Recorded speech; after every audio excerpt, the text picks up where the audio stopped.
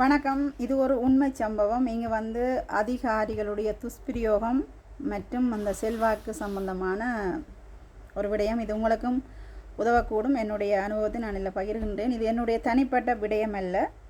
கடந்த வருடம் இடம்பெற்ற ஒரு குற்றச் செயல் சம்பந்தமாக நான் அதற்காக குரல் கொடுத்ததற்காக என்னை வந்து கிட்டத்தட்ட ஒரு வருடத்துக்கு மேலாக தனிநபர் தாக்குதல் செய்து வந்து கொண்டிருந்த அந்த எதிர்த்தரப்பு, அதாவது எப்படி சொல்கின்றது, கடந்த வருடம் வந்து இடம்பெற்ற அந்த குற்ற செயலோடு சம்மந்தப்பட்ட அந்த சந்தக நபருடைய மனைவி சமூக வலைத்தளத்தில் வந்து என்னை வந்து தாக்கி கொண்டே இருந்தார். அதாவது நான் மட்டும்தான் ஏதோ இந்த நாட்டில் வந்து அவர்களுக்கு எதிராக குரல் கொடுத்த மாதிரி தாக்கி கொண்டே இருந்தார். ஆனால் இந்த நாடே வந்து எதிராக கிளர்ந்து எழுந்து பெரிய ஆர்ப்பாட்டங்கள் எல்லாம் செய்து கொண்டிருந்தது. ஏன்னா நான் வந்து சொந்த பேரில் கொடுத்தபடியே என்னை வந்து தாக்குதல் செய்து கொண்டே இருந்தேன். என்னுடைய குடும்ப கதை கதைச்சி, என்னுடைய சகோதரங்களை பற்றி, என்னுடைய வாழ்க்கையை பற்றி கழிச்சு கொண்டே இருந்தேன். நான் அதை கணக்கில் எடுக்கவில்லை. ஏன்னு சொன்னால் ஒரு குற்றவாளிக்கு இவ்வளோ திமிர் இருக்கும்போது எனக்கு எவ்வளோ திமிர் இருக்கும், அதனால் நான் அதை கண்டுகொள்ளவில்லை. இப்போ கிட்டத்தட்ட இன்றைக்கி ஒரு வருடங்கள் கழிந்த நிலையில் நினைக்கிறேன் ஒரு 10-15 நாட்களுக்கு முன்னர் என்னுடைய முகப்பில் இருக்கக்கூடிய நான் என்னுடைய சட்டத்துறை சம்பந்தமான சார்ந்த ஒரு புகைப்படத்தை வந்து பாராளுமன்ற உறுப்பினர், உங்களுக்கு தெரியும் தானே, இப்போ நடந்து கொண்டிருக்கக்கூடிய அந்த பாராளுமன்ற உறுப்பினராக தன்னை காட்டிக்கொள்ளக்கூடியவருடைய சகோதரன் என்னுடைய அந்த படத்தை பகிர்ந்து தன்னுடைய சகோதரனை பற்றி நான் ஏதோ சொன்னதாக பிழையான ஒரு வாக்குமூலத்தை கொடுத்து ஏதோ பதிந்திருந்தார். அந்த வாக்குமூலத்துக்கும் எனக்கும் சம்பந்தம் இல்லை, ஏதோ பதிந்திருந்தார். அவர்களுக்கு கருத்து வேணும் தானே. அந்த பதிவில் போய் இந்த பெண்மணி என்னை பற்றி கணக்க நல்ல விதமாக எழுதி கொண்டே இருந்தார். கணக்கு எழுதி கொண்டே இருந்தார். சொந்த பிரச்சனையில் இருந்து என்னுடைய கல்வி சம்பந்தமாக, அதாவது என்னுடைய அந்த தொழில் முறை, என்னுடைய கல்வி தரம் மிகுந்த அந்த படத்துக்கு கீழே வந்துட்டு இவர் பரீட்சைகளில் சித்தி எழுதவில்லை, இவர் வந்து ஒரு போலியான சட்டவாளர் என்று சொல்லி கணக்கு போட்டிருந்தார். அப்போ நான் அதை வந்து சொல்லியிருந்தேன், தேவையில்லாத கதைகள் தேவையில்லை, நான் சட்ட நடவடிக்கை எடுப்பேன்னு சொல்லி. அப்படி இருந்தும் அவர் திரும்பி 7 மண்டா செய்கிறத நீர் செய்து பாரும் என்று சொல்லி அவர் கூறியிருந்தார். சரின்னு சொல்லிவிட்டு நான் உடனடியாக காவல் நிலையத்தில் போய் என்னுடைய முறைப்பாட்டை செய்திருந்தேன்.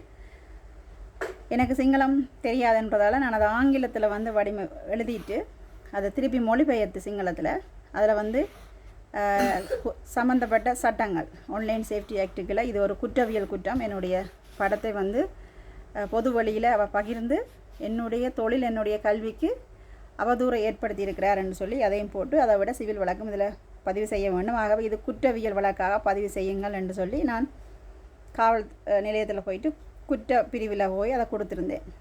குற்றப்பிரிவுன்றது ஒரு தண்டனைக்குரிய குற்றம். சிவில் வழக்கு என்று சொல்கிறது அது சாதாரணமான ஒரு நட்டகடோடு சம்மந்தப்பட்ட சாதாரணமான காணி வழக்கு, விவாகரத்து வழக்கு மாதிரியான ஒரு விடயம். அப்போது அங்கே இருக்கக்கூடிய குற்றப்பிரிவு காவல்துறையினர் சொல்லியிருந்தார்கள், இது வந்து எம்ஓ பிரான்ச்சுக்கு போகும், அதாவது நானாவித முறைப்பாடுகள் சம்மந்தமான பிரிவுக்கு போகும். அப்போ நான் திருப்பி அங்கே வச்சு சொல்கிறேன், இல்லை இது வந்து ஒரு குற்றச் செயல், ஆன்லைன் சேஃப்டி ஆக்டுகளேன்னு சொன்னேன். அவர்களுக்கு அந்த சட்டம் தெரியுமோ தெரியவில்லை. இல்லை நீங்கள் முதல்ல அங்கே செல்லுங்கள், பிறகு பார்ப்போம்னு சொன்னார்கள். நான் அங்கே சென்றேன். அங்கே வந்து என்னுடைய முறைப்பாடு எடுக்கப்பட்டது. எடுத்து அங்கே பதிவு புத்தகத்தில் பதிவு செய்து என்னுடைய கையெழுத்தெல்லாம் பெற்ற பிறகு எதிர்த்தரப்புக்கு அழைப்பு எடுக்கப்பட்டது. நான் எதிர்த்தரப்புடைய பெயர் விவரங்கள் எல்லாம் கொடுத்துருந்தபடியாக உடனடியாக அழைப்பு எடுக்கும் வரைக்கும் அவர்கள் எனக்காக, அதாவது ஒரு சரியான ஒரு நடுநிலையாக நடந்து கொண்ட அந்த காவல்துறை அழைப்பு எடுக்கும்போது சம்மந்தப்பட்ட எதிர்த்தரப்பு வந்து தாங்கள் மேல் அதிகாரியுடன் பேசுகின்றோம் என்று சொன்ன அந்த வசனத்தை கேட்ட பிறகு அந்த காவல்துறையில் வந்து செயற்பாடில் மாற்றம் ஏற்பட்டது. அவர்கள் எனக்கு சொன்னார்கள், இல்லை அவர்கள் வேலையாக இருக்கின்றார்கள், அவர்கள் வெளியூரில் இருக்கிறார்கள், அவர்களால் வர முடியாது, நீங்கள் நாளைக்கு வாருங்கள். அப்போ நான் சொல்லியிருந்தேன், இல்லை அவர்கள் வீட்டில் இருக்கிறார்கள், எனக்கு தெரியும் என்று சொன்னபோது, இல்லை உங்களை அப்படி நீங்கள் சொல்லலாது, நாங்கள் அவர்களுடைய பக்கத்தையும் கேட்கத்தானே வேணுமென்னு சொல்லி கணக்க கதைகள் கதைக்கப்பட்டது. சரின்னு சொல்லி நான் திருப்பியும் குற்றப்பிரிவுக்கு சென்று கொஞ்சம் வாக்குவாதப்பட்டுட்டு, சரி எனக்கு தெரியும் நீங்கள் நீதி வழங்க மாட்டீர்கள்னு சொல்லி, இருந்தாலும் நான் இங்கே வந்தது நீதிமன்றத்தில் வந்து வழக்கை தொடர்வதற்கான ஒரு நடைமுறைக்காகத்தான் வந்திருந்தேன், நீங்கள் இதை அப்படி வைத்திருங்கள் பார்ப்போம், நான் நாளைக்கு 10 மணிக்கு வருகின்றேன், அதுக்கு பிறகு பார்த்துக்கொள்கிறேன்னு சொல்லி போட்டு நான் வந்து விட்டேன். இப்போ எனக்கு தெரியும் அவர்கள் 10 மணிக்கு வர மாட்டார்கள்னு சொல்லி. என்னென்னு சொன்னால் சம்மந்தப்பட்ட எதிர்த்தரப்பு வந்து அந்த குறிப்பிட்ட மேலதிகாரிடம் எடுத்து எப்படியும் அவர்கள் கேட்டிருப்பார்கள். அப்போது அங்கே கொடுக்கப்பட்ட அந்த வழக்கு அவர்கள் வந்தால் கைது செய்து தண்டனைக்குரிய குற்றமாக எடுக்கக்கூடிய ஒரு விடயம் என்பதால் அவர் வரமாட்டேன் எனக்கு தெரியும். அதே போல் அவர் வரவில்லை. நாங்கள் வந்துட்டு திரும்பி சென்று விட்டோம். நான் சொல்லிவிட்டு சொன்னேன்னா இனி நான் வரமாட்டேன், நான் நீதிமன்றத்தில் பார்த்துக்கொள்கின்றேன், இல்லைன்னு சொன்னால் நான் இதை வந்து குற்றப்புலனாய்வு துறையிடம் இதை நான் ஒப்படைக்கின்றேன்னு சொல்லிவிட்டு நான் சென்று குற்றப்புலனாய்வு துறைக்கு நான் இதை வழக்காக பதிவு செய்தேன். இப்போ அவர்கள் சொல்லியிருந்தாங்க, நீங்கள் ஏற்கனவே வந்து உள்ளூர் காவல் நிலையத்தில் பதிவு செய்தபடியால் 3 நாட்களின் பின்னர் நீங்கள் மீண்டும் எங்களோட தொடர்பு கொள்ளுங்கள், நாங்கள் அதை பார்த்துக்கொள்ளணும்னு சொல்லி.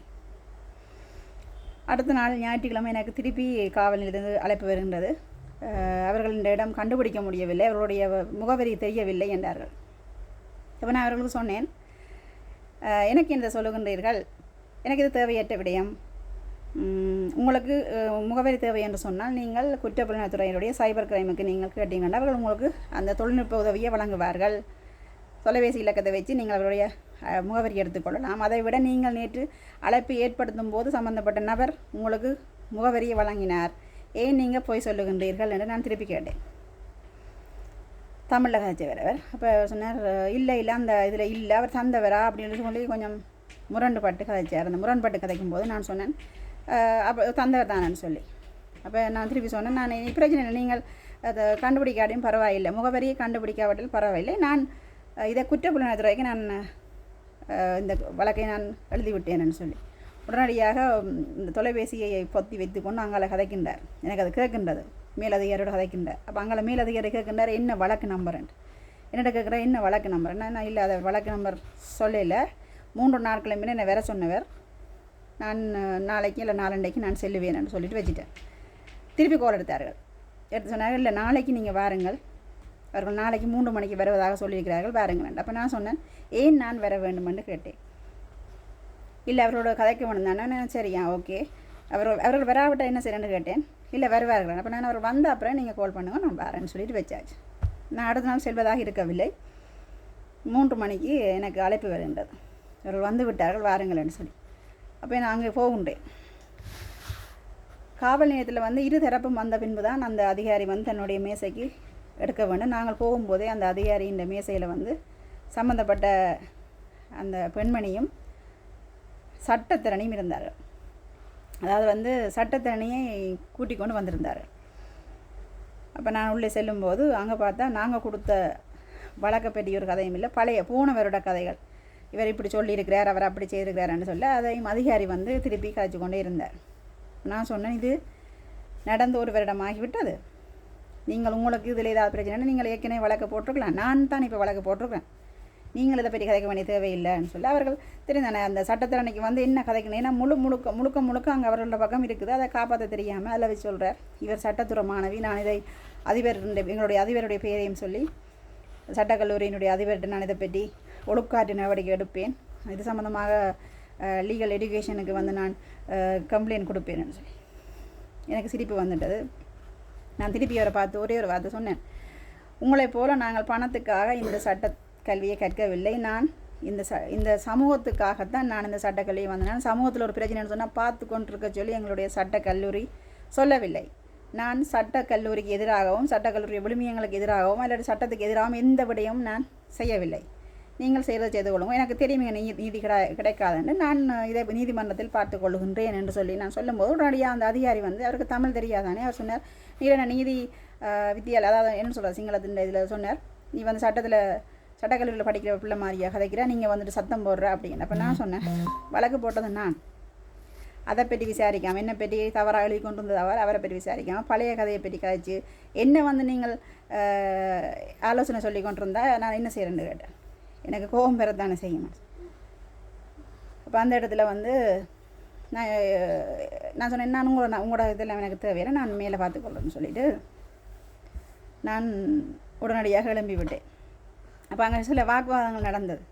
அப்போ அதில் வந்து நான் ஒரு விடயத்தை விளங்கி கொண்டேன். என்னென்னு சொன்னால், இந்த காவல்துறை குற்றம் செய்தவர்களுக்காக, அதாவது குற்றம் செய்தவர்கள் வந்து கொஞ்சம் பணபலம் இருக்கக்கூடிய அதிகாரமுள்ளவர்களாக இருந்தால் அவர்களுக்காக மட்டும்தான் செயற்படும், நீதி உள்ளவர்களுக்காக இல்லை.